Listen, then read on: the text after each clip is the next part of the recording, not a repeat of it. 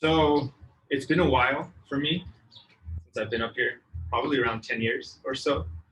I've gone over this sermon probably 3 times, and with each time I've had different details come out, and one out of those three, everyone's crying. So we'll see what happens. It's almost like uh, Doctor Strange, all the possibilities, and we'll see. There's one that's going to be good. Let's hope it's that one. Um, I initially started this as just like a one-time thing to give Arthur a break, but I quickly found out that I had two issues. One being that I haven't done this in 10 years, so there's almost like 10 years worth of like information, I almost like want to vomit out, and it's like I can't fit that in one thing. And also, the topic that I want to deal with is there's just too much information that I want to properly kind of give time to each part. So it's going to be a 3-part series. I'll do one this week, and then we're doing Verdugo Park next week, so I won't be speaking during that, and then I'll do the next 2 weeks with that. So today's topic is going to be on purpose, the what, and the other 2 parts are going to deal with the how. Okay, and it'll make sense as I flesh this out. Anytime I speak, I always think of Acts 4, where they saw the boldness of Peter and John, and they're like, who are these guys? They're uneducated, they're common guys, but they have this boldness, and they were astonished, and it's because they were with Jesus. They realized they were with Jesus. So for me, it's like I just have to be with Jesus, and all will be good, And I also follow Vadi Bakham's method of teaching: stand up, speak up, shut up. So I'm not going to go for time. We might go an hour. I don't think so, but we might go 20 minutes. So if I can get everything that I want to say out, I'll be very happy.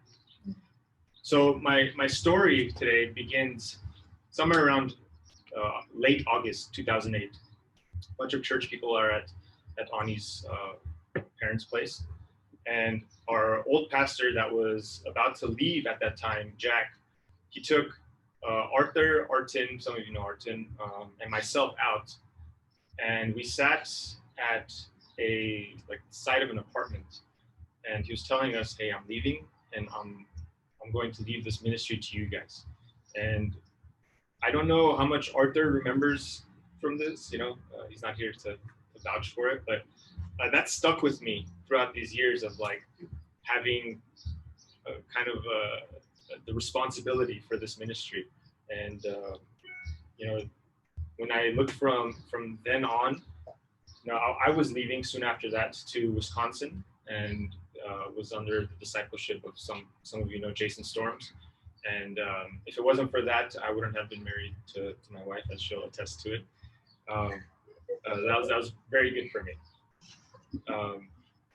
And so throughout the years, there's been lots of complaining, right? From me, I've been complaining a lot throughout the years, and lots of it was valid. No discipleship, right? I always felt like we were kind of left as orphans, and especially in the Armenian community, there's a lack of leadership that men that can disciple us, and we know of a handful, and one of them is Audio that you guys know, and I wish we could clone him 1,000 times. The other point that I complained a lot of is our service time. 3 p.m. was service time, and then we got to 1 p.m. and then now we're at 10 a.m. And the reason I would complain about this is there are different parts to it. The major ones are, in the morning we're more awake, right? I remember even before kids going to a 1 p.m. or 3 p.m. service, my body's just ready to take a nap, right? And then I'm expected to come to church and listen and be attentive and awake. And then you have kids and they're running crazy all morning, and you come to church and you're just like, man, I'm checked out. I'm done. My brain is mush, and it's very, very difficult. So that aspect of an early service finally here is wonderful. The other aspect was 3 p.m. service was very difficult to hang out with people afterwards, right? It's like, again, if you have kids, you have a few hours before they go to bed. And so having an early service, and then we can almost take as much time as we want, having fellowship afterwards. And then we look at the time and it's like, oh, it's 2. And we've done all this before 2. I know we've said these things in the past few weeks. And so it's been wonderful. So at the start of this year, right before COVID hit, I stepped down from leadership. I was a deacon at that time. And a lot of it was due to burnout. And one of the issues we've had from our church, overall church bylaws perspective, was that you were supposed to serve for 2 years, get re-voted in if you want to serve, and then serve another 2 years, and then there's a mandatory break, right? 1 year. Elders and deacons. We would follow that for years. There were some issues, things changed. So I ended up staying for 6 years. And at that time, I was like, man, I'm done. I was even to the point of I was ready to leave the church. And so around that time, I knew at the very least I wanted to almost take a sabbatical from church, where go visit another church for 3 months, 4 months, and just kind of take a break. And because I didn't look forward to coming to church on Sundays. And so I visited a church, but it didn't feel like home, and so that didn't last long. We even seriously considered moving to Texas at one point, but doors were closed and that didn't work out. And then COVID hit, and so everything went to digital. And in a way that was nice for me, in a bad way, because I was like, well, I'm already checked out. I can go to service when I want. I can just turn off my camera and just kind of be doing something else while I'm listening. And so, yeah, I was not in a good place. And I actually, can you grab my book? I forgot it there. So the reason I'm sharing these things is I think a lot of people in this church either were or are at this point. And I want to read you a story, short, 1 page, with my Yu-Gi-Oh bookmark. I have a funny story with this. I'll tell you guys later. Which the story this guy shares, I feel like is a perfect retelling of us from unshakable to anchor, right? So this guy gets saved middle of the night, and he hears words where he feels like God is telling him, I hear these questions of yours. The answer to them is my son. He is the answer. It was as though someone had switched on a light in my dark and confused soul. I had not been raised in a Christian family, did not attend church, and knew very little about Jesus. Hearing that he was the answer to my existential confusion was like an explosion of light and hope. The next morning, I knew something inside me had changed. I still felt hope, which was new to me. I started reading the Bible for the first time. I became part of a community of friends who also found meaning in Jesus, the one I had encountered in the middle of the night. In the span of several months, my life looked and felt nothing like the life I had before. This was transformation. For 8 years, as a university student, I grew and grew. I was surrounded by people I loved and who loved me. I saw my life change. This is the time in my life where he tells a different story about growing tomatoes, where I was growing like crazy and full of fruit. But then our community began to scatter. Careers took people away as mine took me into engineering. Some married and had children. My experience of the Christian life bogged down. Growth, which for 8 years seemed inevitable, became stubborn. I went through a bout of depression. I did not walk away from Jesus, but I saw much in myself that I did not like and did not know how to change. This was not the transformed life I had taken for granted. Instead, my life was often disappointing, and parts of me seemed resistant to change. My temper would flare, and it seemed beyond my control. I experienced stretches of hopelessness and spiritual lethargy. Why? Did I do something wrong? Was my church doing something wrong? And so this is like, that's me, 100%.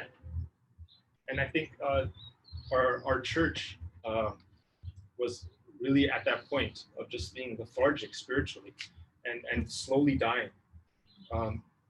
But what changed me, and why I'm excited to come to church now, and I'm excited about Anchor and the ministry that we're doing here, was there are, I think, two things I can point to. Probably about 6 months ago, my good friend Saad here showed me a documentary called American Gospel. I know some of you guys have seen it. If you haven't, it's really, the focus is on attacking the health and wealth gospel, or false gospel. And what they do really well is painting a picture of what the gospel is.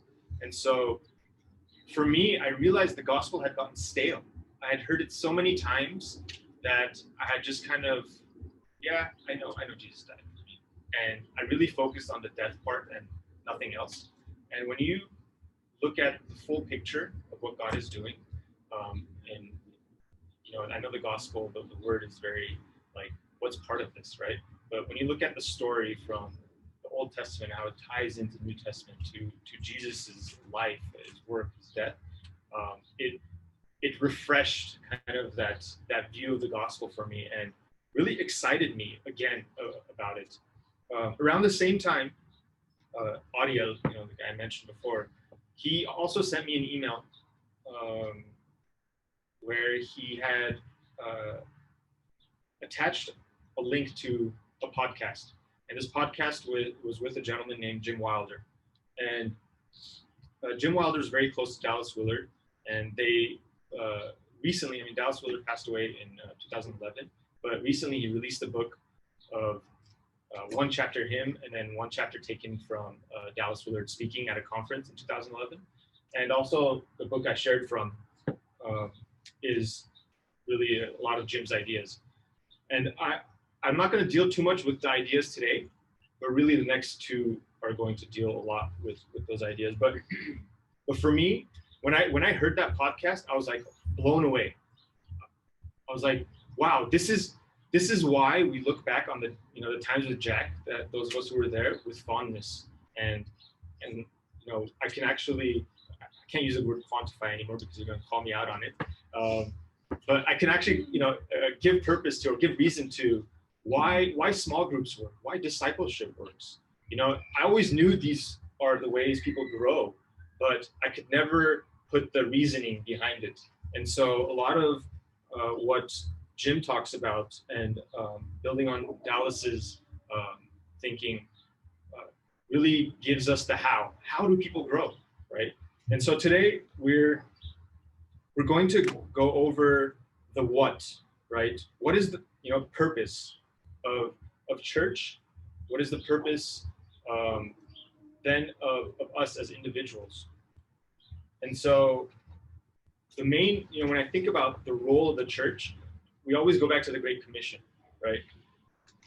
And so just to summarize, character formation over the years, stagnant or lasting formation, right? Few and far between. We go to camps, we get our 2-week emotional high, and then you're back to status quo, right? And you feel like you have no purpose. I've made the comment a lot of times that we feel like we're hamsters in a wheel, right? Coming Sunday to Sunday. So the Great Commission in Matthew 28, we usually start at verse 19, where it starts with, therefore go and make disciples. One of the first things I learned in my hermeneutics class is when you see a therefore, you got to ask where it's there for. And so, yeah, Tom loves that one. And so if you go back a couple of verses, the disciples are meeting with Jesus, and it says that some doubted. And then Jesus approached them and says, listen, all authority in heaven and on earth has been given to me. And then he gives the Great Commission of, therefore, because of this, go and make disciples of all nations, baptizing them in the name of the Father and of the Son and of the Holy Spirit, teaching them to observe everything I have commanded you. And behold, I am with you all the days until the end of the age. So when I initially had taken a look at this, there's a lot of parts to it. There's going, there's making disciples, baptizing, and teaching. which one of these is the most important part, or does one of these parts kind of summarize everything else? Someone call the cops on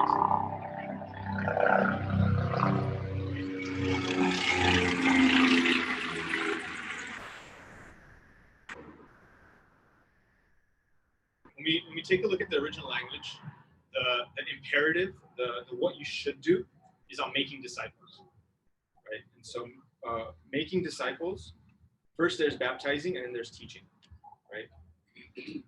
Baptizing is really wrapping the whole process of evangelism kind of into one sentence, right? We speak to friends about Jesus. We invite them to join our community. When they get saved, 2 Corinthians 5:17 says they become new creatures, right? We're new beings.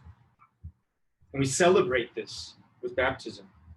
And it's a symbol that we have died and rose again from the grave. Paul summarizes this in Romans 6:4 when he says, therefore we have been buried with him through baptism into death, in order that just as Christ was raised from the dead through the glory of the Father, so also we may live a new way of life.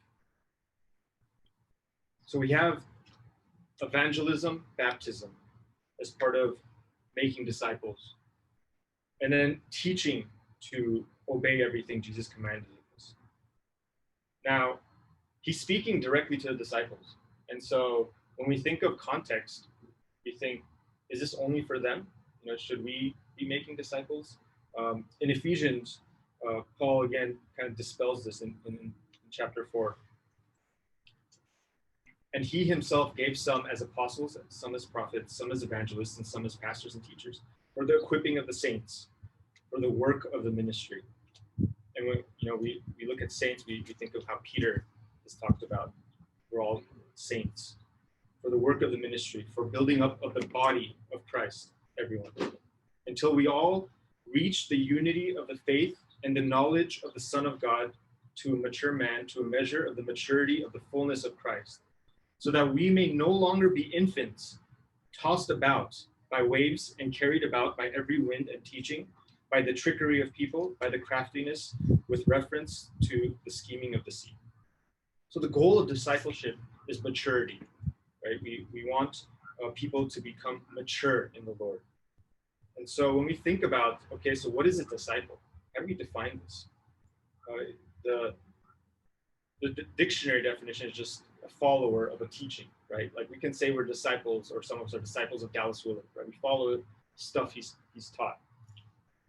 But it goes further than that. It's reacting to the world as Jesus would react, right? And a lot of what I want to talk about in the next 2 sessions is really going to focus on this. So becoming like Jesus, my instinctual response to situations is how Jesus would respond. And for me, it's, as Arthur prayed, it's really hitting home with what's going on in Artsakh towards Azeris and Turks, right? I have a weird kind of upbringing where I have indifference towards Armenia because of I grew up in AYF, if some of you guys know that stuff, and that kind of put a bad taste in my mouth. And I remember when the war started, this is like late September, like the first few days I was telling Hani, I'm like, I'm really indifferent towards this. It's far away. I'm kind of out of it. All these years I haven't really cared, too much. And I wish I could point to what changed my view on that. I think seeing the struggles, the videos that came out, really changed my heart on that. And now I care about, and I see them as my people now, right? Whereas there was kind of a gap there. And when we think about how Jesus would react and how Arthur prayed about seeing the Azeris and the Turks as enemies, right? And a lot of videos of like dead bodies are shared and all that. And I remember I saw it and I was like, man, just praying, like, how would you react to this? And these are also people made in the image of God, right? They're humans as well. And it's obviously the conflict is very complex. But I think we shouldn't be, if we are disciples of Christ, that we shouldn't be letting that hate kind of kind of live in us, dwell in us, right? We should learn to respond to them as Jesus would respond to them. And one of the main problems why discipleship has kind of been neglected in the church is because it's slow and it's messy, right? Character formation is a slow and messy process. And so Dallas Willard wrote a book called The Great Omission, and how we've neglected this process for so long. And so when I was asked to join as an elder, you know, we were kind of joking that I'm a non-teaching elder, in that I really wanted to focus on this aspect. My passion is in this aspect. I can teach up here, but my passion is more in meeting with people and going through the discipleship process and putting aside the complaints of, hey, no one's discipled me, and I would love that. Even though, you know, now I am reaching out to, you know, like Audiel and other guys that, you know, I see as more mature than myself. But I think from a cultural perspective, we need to break the cycle, right? We can't just sit here, twiddle our thumbs, and just wait for some amazing person to come and disciple, you know, all of us. I think we have to take it upon ourselves. If you notice in the verse I read in Ephesians of he himself giving some as apostles, some as prophets, some as evangelists, pastors and teachers, there isn't bystander in there, right? There isn't a consumer in there where we just come to church. I've been coming to church for you know, many years, and seeing myself as a consumer of like, feed me. The picture I get in my head is we have every once in a while at my parents' house, hummingbirds will, you know, lay a nest, and you'll see the babies and you see their like mouths like looking for food, and you know, the mom comes with food and just like sticks it down their throat. And I don't want to be like that. I don't want to be continually at a place where I'm waiting for someone to come and just like, give me food, give me food, give me food, give me food, and never take those steps to get to a path to maturity. So making disciples is the purpose of the church. The second part of that, and my seminary professor has kind of ingrained this in me, was he asked me, what's your purpose in the kingdom? Where do you see yourself in the kingdom? And I was sharing this with some of the guys that I meet with to really think about. Because when we see the end in mind of what my purpose is in God's kingdom, it's so much easier, right, to move towards that, rather than what I said before of thinking like just hamsters in a wheel, just kind of going along, coming to church, and then, wow, pastor, that was a great message, not really affecting you, and then just kind of go on, ask people what was taught a week ago, 2 weeks ago, and it's like, I don't know, right? But what is our purpose? And so I'll share where I see myself is as a supporter, right? I've always loved working in the background and just supporting and lifting people up. And so when I think of that and coupling that with the thoughts of being a protector in all areas of my life rather than a predator, it helps me move forward and mature in different areas that I'm not mature in. And there's still, you know, ways to go. And part of having a healthy community is having a culture of healthy correction, which is going to be talked about in 2 weeks. So the 4 parts that I'm splitting in 2 are going to be joy, attachment love, group identity, who we are, and healthy correction. This is what you need in a community as part of your soil so that you can grow well, right? Because the spiritual disciplines, the sermons, the logic, the reading are all wonderful things that we need, but it needs to be coupled with good soil so that fruit can grow. Because even if you have those things, as I can attest to from my life, and I'm sure a lot of people can attest to here, if the soil is not rich, you can have the most amazing teaching, the most amazing resources, whatever, growth is going to be stagnant. And so think about where you stand in God's kingdom, and how, if you're at a point where you want to be discipled, talk to me, talk to Arthur. We'll connect you. And also think about how you can not be a consumer, right? Where at some point it's okay, right? We don't blame, Maximus for being a consumer, right? He's too, and so that's what we expect of him.